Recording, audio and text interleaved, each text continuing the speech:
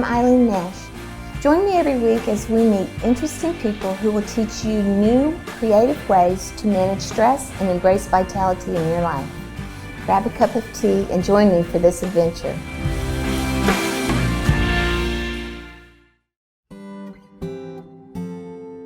Today's guest is Megan Gilroy. She's had life-changing experiences on transformational retreats. Listen in as she shares her experiences as a shaman, business person, and wife and mom.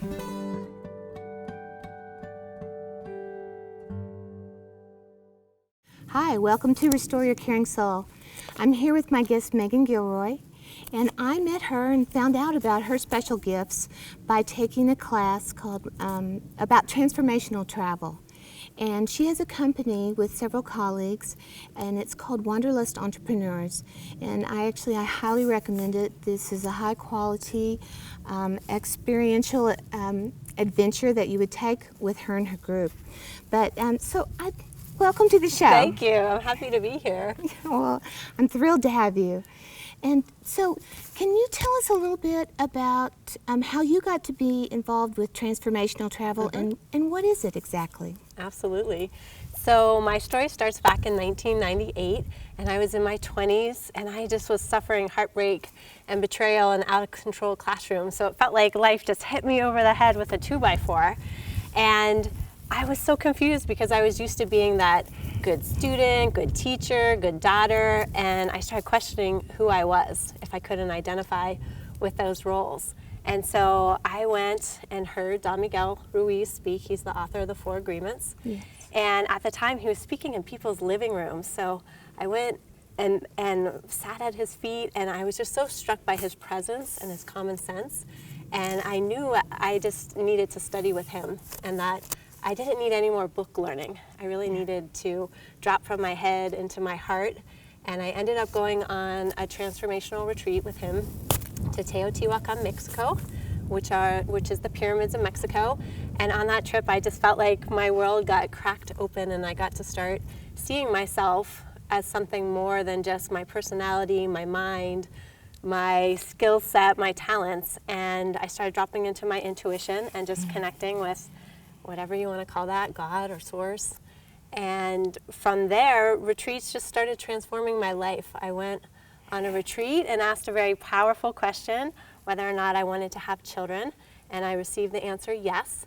And then 2 weeks later, I was in Ireland, and I got pregnant on a retreat, and my husband and I actually got married on a retreat, and now I've taken my kids around the world on retreats. So I very much believe in the power of transformational travel, and also in each one of us just finding our own gifts within ourselves, and then being able to use our businesses to be of service to others and to really share ourselves in that way.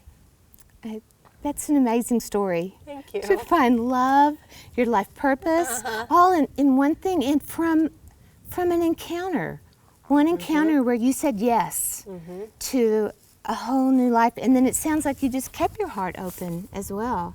Well, it's definitely a process, right? Yes. Because as all of us who go on those kind of personal growth or those spiritual journeys know, is you open up and a moment of truth or some kind of insight comes, you have that aha, and then of course your mind starts interpreting what does it mean, and those old patterns and habits come.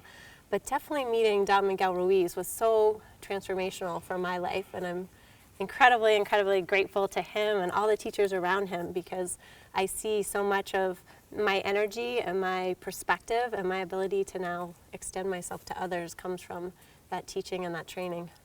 That's fantastic. And you consider yourself to be a shamanic healer. So can you tell us your interpretation and definition of a shamanic healer? Yes. So I like to use the picture of an infinity symbol.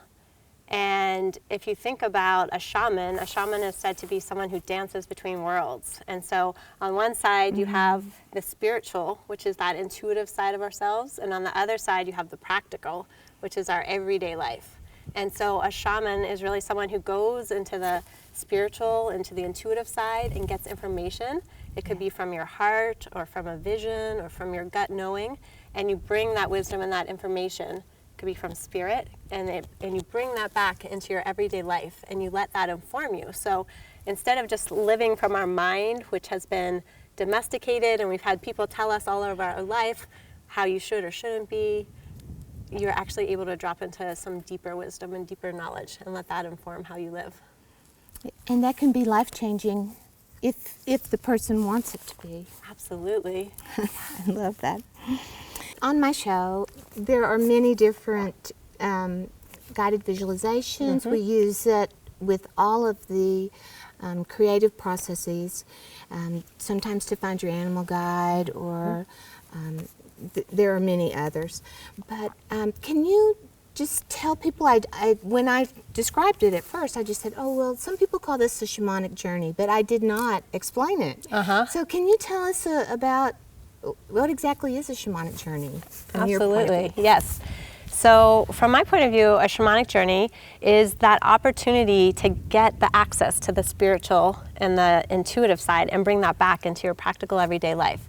And so there's many different purposes for a shamanic journey. You might want to have that kind of guidance, ask a question and receive an answer. So not an answer from your mind. It's usually not the answer you're expecting, like a yes or no answer. It's a deeper answer that your soul is really wanting to communicate with you. You might do it for healing if there's been some part of your life that you've experienced and you've created some kind of pattern, thought pattern, belief system, an old emotional pattern that you want to clear. You can use a shamanic journey to go back into your past and really retrieve information and parts of yourself. And you can also use it if you want to connect with spirit guides, spirit animals. So there's quite a few ways you can do shamanic journeying, and they're all very powerful. Yes. And so I guess when I first started many years ago, one thing I wondered was, how will I know that I'm safe? And so do you have any words of wisdom about that? I do. So a lot of people have that concern that if they go on a shamanic journey, they're not in control, right? And they want that assurance that they have the power. So I have a few get out of jail free cards. And so your first card is very simple, because when you do a shamanic journey, typically you do close your eyes and you pull your energy and your intention inward. And at any time during the journey, if you want to come out of that, you simply open your eyes, right? Yeah. And you can see, yes, I'm in this reality again, I'm safe, and then if you want to, you can go back inside. Another solution, or get out of jail free card, is that you can simply go around whatever it is that has appeared. So if there's an animal or a situation or an image or an object that you really don't feel prepared to deal with, or you're not ready to confront, you simply can go around it. And then the other one is you can just retrace your steps and go back to a point in the journey where you felt safer or more comfortable. A lot of times when you start journeys, you do have essentially a home base where you're drawing a circle around you, of a sacred circle, a starting place, or you can also tether yourself to the ground or tether yourself to that location just by picturing that. You can picture roots in the ground, or you can picture yourself being connected to a rock. And so there are many different ways that you can really just help yourself create that energetically and emotionally safe space, so you can go on a journey and feel comfortable about coming back. Right. I almost always tell people to, send sort of a taproot down to the center of the earth and feel yourself, feel your sit bones and everything. So, and then I also just reinforce that you're safe and to go on this journey. Some of the other things that we did this weekend was you had talked about male and female roles in life. And I was wondering if you would be able to share any of that. Sure, absolutely. So my husband is a guy's guy, and he's a firefighter and a carpenter, and he helps out on the ambulance service. So definitely has that very masculine energy. He's an alpha male. And for many years we had a fairly typical traditional structure within our relationship where he went out and made the money, and I did my healing practice on the side, but primarily I took care of the kids and the home and just making our life run. And at a certain point he realized that he wasn't really happy in the business that he was in, and he ended up shutting down his business, and that really gave me that opportunity to step into my calling and step into my power, because we financially needed money and resources. And for me, it was perfect because I was starting to feel that pull to express myself more. And so we really flip-flopped, where now he stays home with the kids and I am the one out in the world making money. And it's been an amazing journey because both of us had to really look at those places in our belief system and in our expectations of each other and in our egos of what we should or shouldn't be doing, and how dare you think that I'm going to take care of this, or why didn't you take care of that?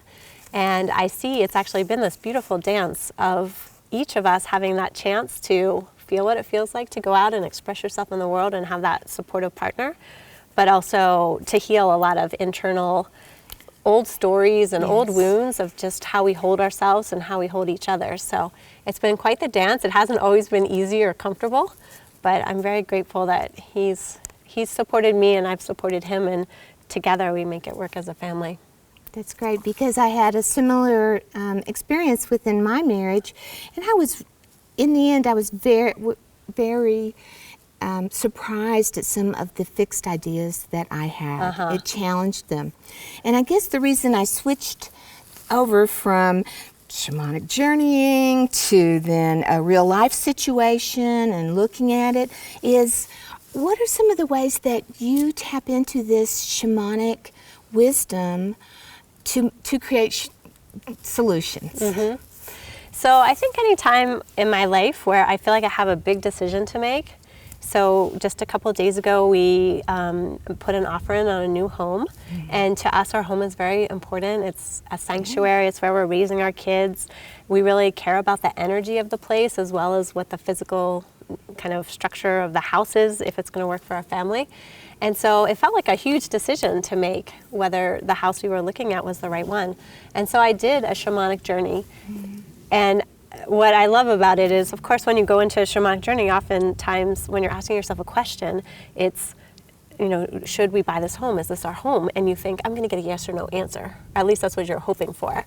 And for me, no, it doesn't usually work that way. And it's beautiful that it doesn't, because you end up getting your answer, but maybe not in the direct way you were expecting, because your soul is also on a journey of learning and experience. And so for me, when I got on this journey, some of the information I received was like, your happiness is not dependent on your home, which was just a great reminder. That's huge. It is a huge, right, we think this external thing is going to make us happy, but really we carry that within us. And when I tapped into the energy of the property and just feeling like the pulsing life force that was in this property, it was then for me, because how it felt in my body gave me that yes. So it wasn't that someone or something said, oh yes, go buy this house. But from doing that journey and just reminding myself, oh right, like I have the power to make this decision. It feels really good to me. And so I'm going to say yes to this. It was a really powerful experience. And it gave me other little keys and insights into just where I am on my path and what's next for me.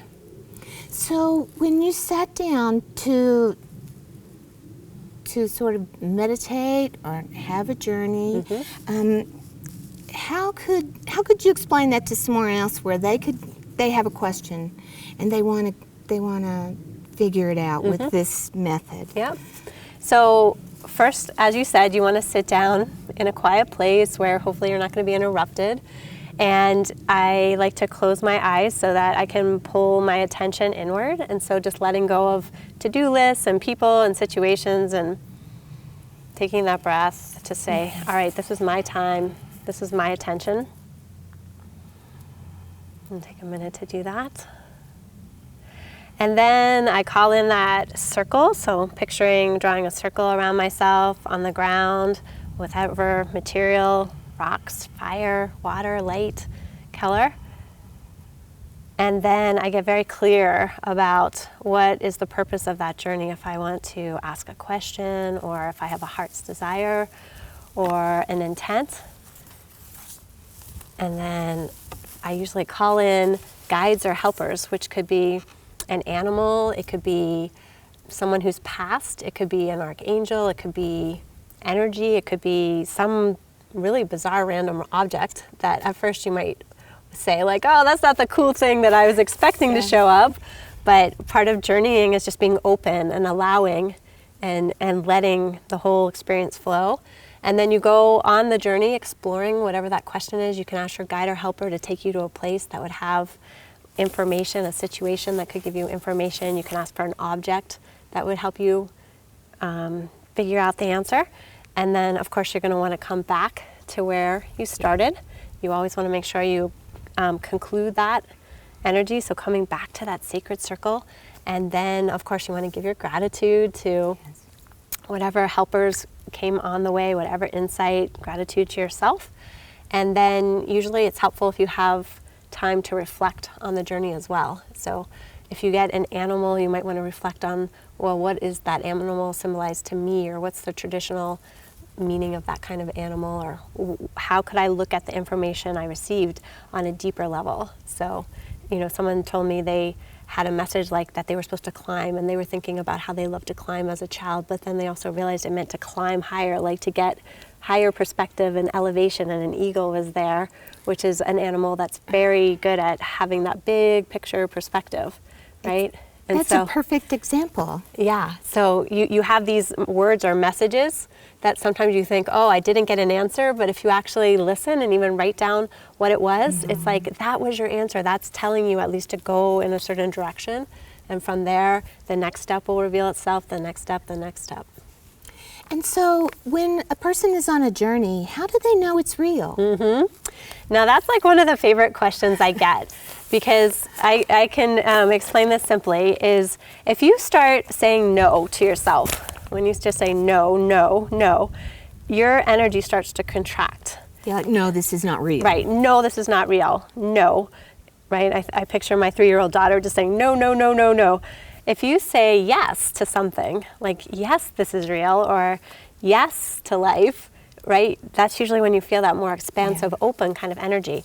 And so what I found is that anytime people start questioning, is it real, they start shutting down the energy. And when they say, is this real? And they say yes, and they keep going, they open up the energy. And you don't have to believe me on this. You can try it for yourself and do a journey. And when you say, is this real? Just tell yourself no.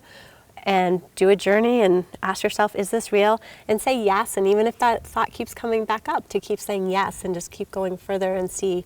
And anyone that I've ever taken a journey with and held the space for them to do that, they just get amazing, fascinating answers that are so meaningful and beautiful. I have, thank you for telling us and guiding us on that, on the method. So Megan, can you lead us on a shamanic journey? Absolutely, I'd be happy to. Thanks. Welcome. This is Megan Gilroy, and I'll be taking you on a guided shamanic meditation. This meditation is for asking any question and receiving a deep answer from your heart and your soul. It's best to ask a question that is very meaningful to you, one that you've been mulling over or struggling with. Maybe something about whether or not to stay in a relationship, whether the house you're thinking of buying or renting is right for you. Maybe you want to know something around why you're so afraid of snakes, or why a certain pattern keeps appearing in your life. So take a moment to get comfortable. Have your feet planted firmly on the ground. You can rest your hands gently in your lap and make sure you feel like your spine is straight and supported. Now I'm going to let you and invite you to close your eyes. Let your eyelids get heavy. And just notice that you're breathing. And perhaps by noticing, you'll find yourself relaxing, growing a little heavier, and feel yourself starting to root down into the ground, into Mother Earth. Perhaps you even picture yourself being gently tethered to the ground.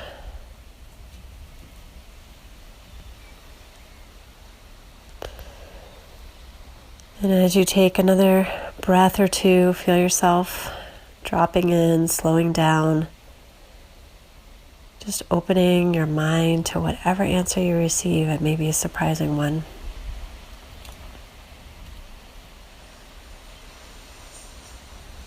So I'd like you to picture yourself preparing to go on a journey. And so you take out a backpack and you start filling your backpack with whatever you might need. And as you're filling your backpack, since this is to be a shamanic journey, a sacred journey, a meaningful journey, you start packing in all your doubts, all your worries around whatever question it is that you'd like to explore.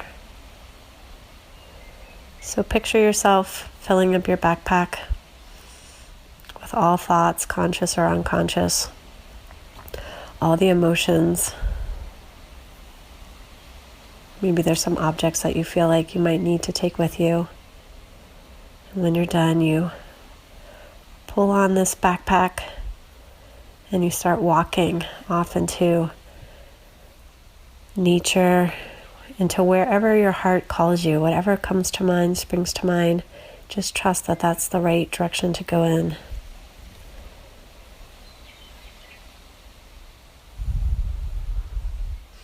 And as you're walking, I want you to follow your heart, follow whatever catches your eyes, pulls you in a direction. Really pay attention to your surroundings. Listen to whatever noises might be present in your particular journey, whether it's bird song or the wind. Feel the sun or the rain, whatever going on your face. Feel your feet against the ground. As you go on this journey, I want you to intuitively know where it is that you should stop and rest, where you should take off this heavy backpack and dump all the contents on the ground. I want you to picture that these old beliefs, these old ways of doing things, old thoughts are just melting and dissolving into the ground. And as you straighten up, you already feel a little lighter and clearer. And now that your backpack is off, I want you to take a look around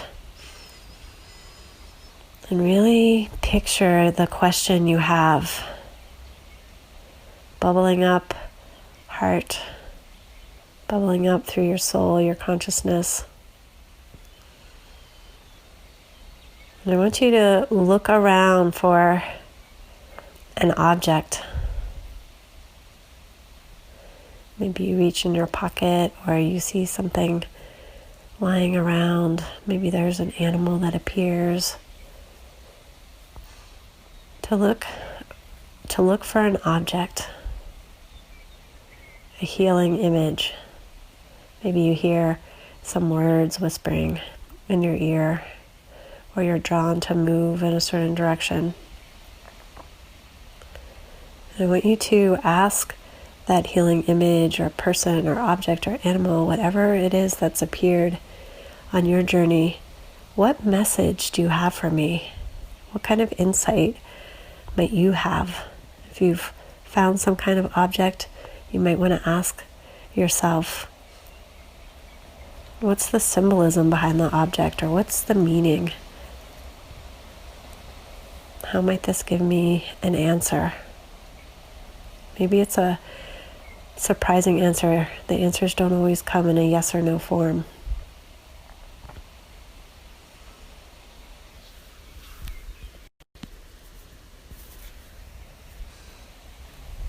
If you feel drawn to explore some more,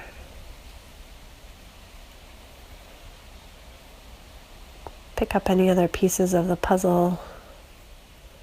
Let any other images or messages come through.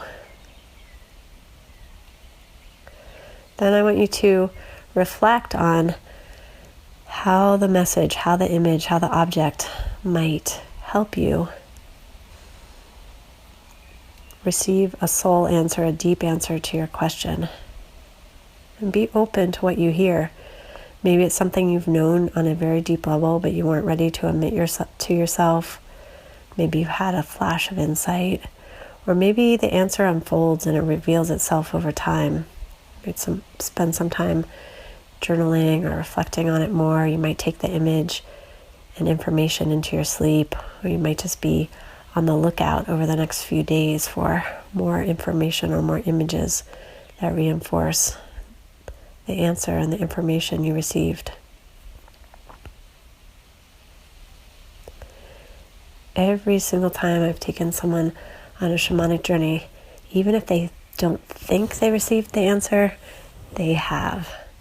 And you have to dig deep and let that awareness bubble up. Because no matter what appears, there's some kind of information or message going on.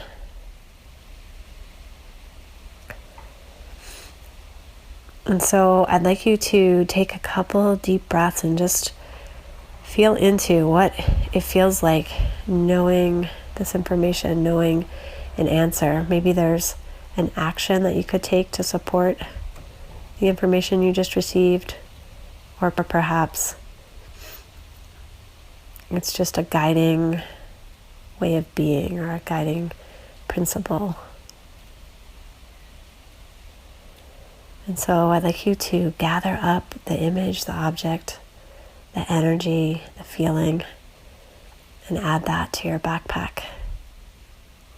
And so this time when you hoist up your backpack to return home, you have a feeling of more clarity, more confidence, more expansion, whatever feeling has gone along with having a new direction or a new solution to your challenge.